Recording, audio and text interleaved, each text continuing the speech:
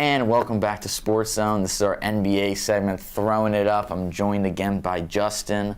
So we'll start off by talking about the Cleveland Cavaliers, usually our main talking point week by week.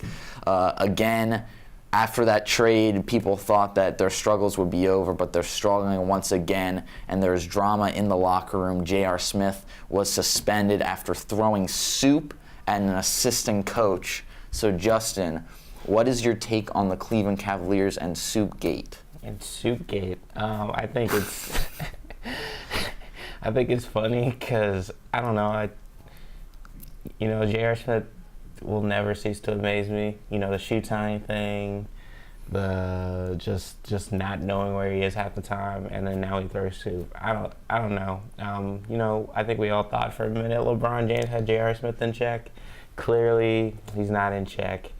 I don't know. I saw on Twitter it was a great debate between if it was soup or chili, and if not chili was a soup.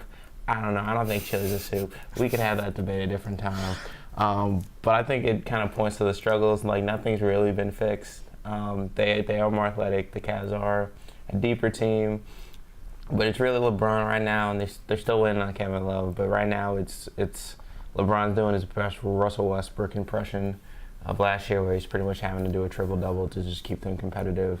And, we'll see what happens when Kevin Love's get back, because they need a secondary primary scorer. LeBron's trying to shoulder that burden, and he's driving as much as possible, not getting the same foul calls. We'll see.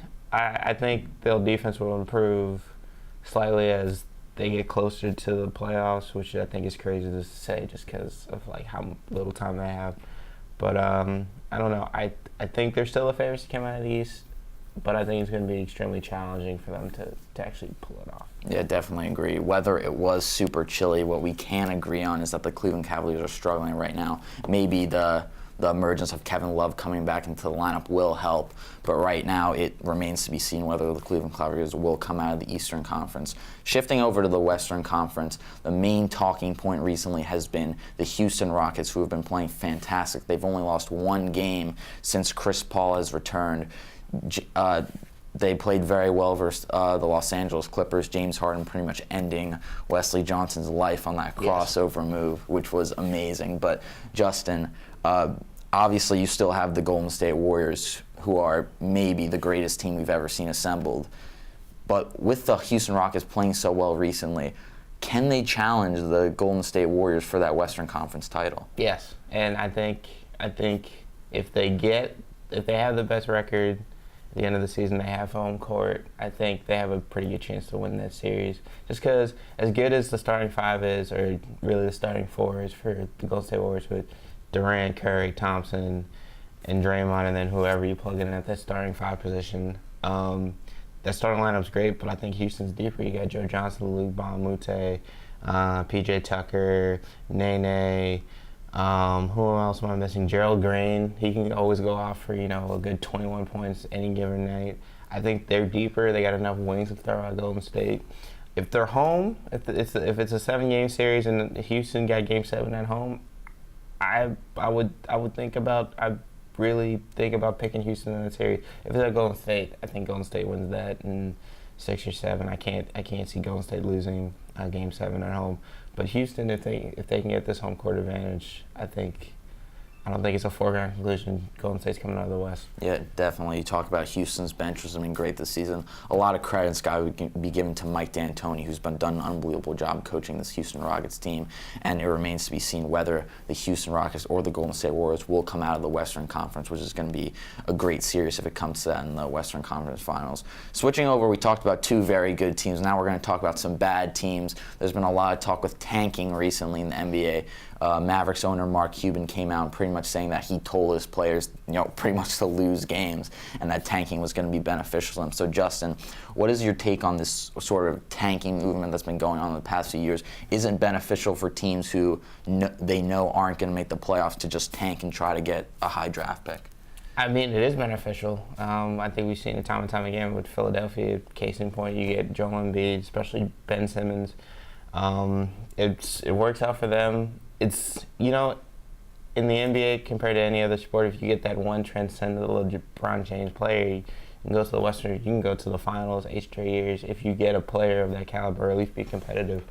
And I think you're seeing that, especially with this year being the year before they changed the new rules.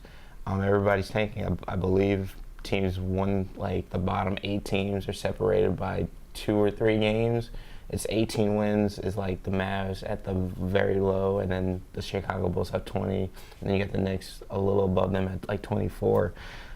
So this is always the time of year which sucks if you're an NBA fan, because you got the Houston Celtic game like we did have last night, and then you got get the Orlando Magic, Phoenix Suns playing, 2-way contract players who you never heard of before because they're trying to lose games at the closing seconds. So this is really the time where stats get padded in terms of Houston's Golden State are probably going to have higher winning percentage than they normally would have. I don't know how you're going to fix this because it pays to be bad. It just does. If you can get a DeAndre Ayton, a Luka Doncic, even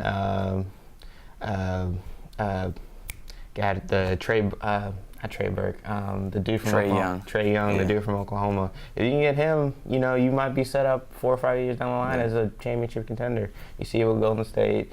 You're seeing it with Philly right now. You're even seeing it with Minnesota, even though Jimmy Butler's pretty much been the catalyst, but their foundation is from their young guys from the draft.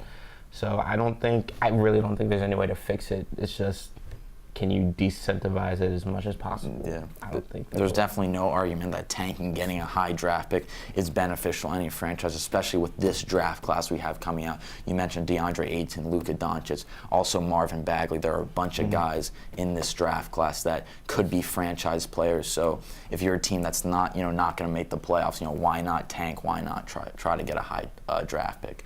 So definitely that's another storyline. We'll see what the NBA can do to sort of try to prevent teams from doing that, but definitely beneficial to tank. And we'll end by talking about the Western Conference. We already sort of know that the Golden State Warriors and the Houston Rockets are going to be the top 2 teams, but that 3 through 8 is just really up for grabs right now. There are a lot of teams, in that contender. So Justin, out of all those teams, which team do you think could make the biggest noise in the playoffs?